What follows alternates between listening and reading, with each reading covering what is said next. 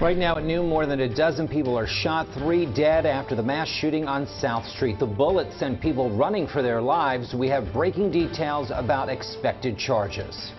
We were kind of terrified being inside, just witnessing what we were witnessing. Man who saw the chaos unfolding tells his story. The video he shot capturing huge crowds even before the gunfire erupted.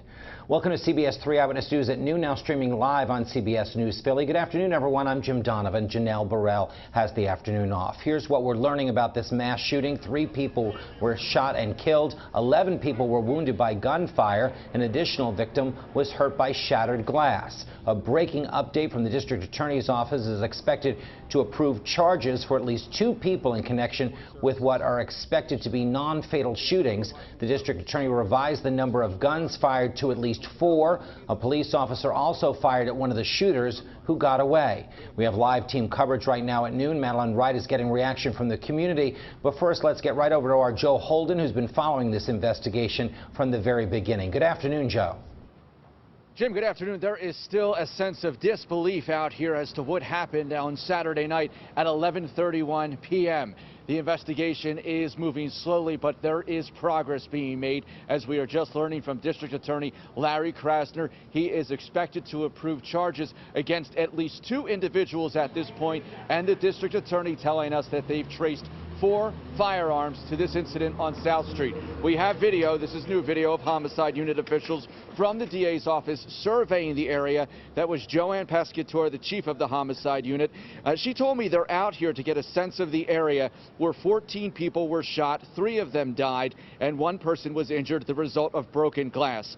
Video shows much of the evening was chaotic along the 200, 300, and 400 blocks of South Street. A fight between 2 armed men outside a water ice store is believed to have been what police call the genesis of dozens and dozens of rounds being fired.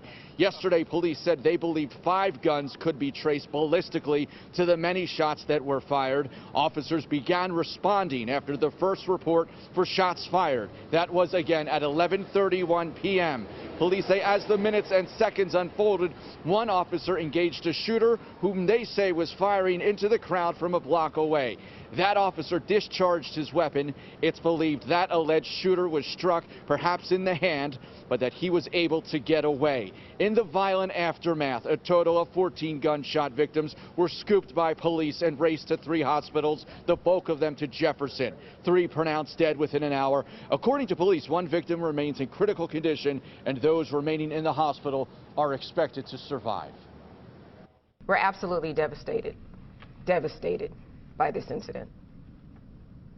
And we mourn the lives lost and the dozens and dozens of lives affected by this tragedy, not just here in the city, but obviously this is getting national attention. These incidents have an exponential effect on our community, and it not only impacts the individual that's been directly victimized, but it victimizes their loved ones, their families, and their neighbors, neighborhoods all over the world. One major question going forward was how were police managing the crowds down here on Saturday night?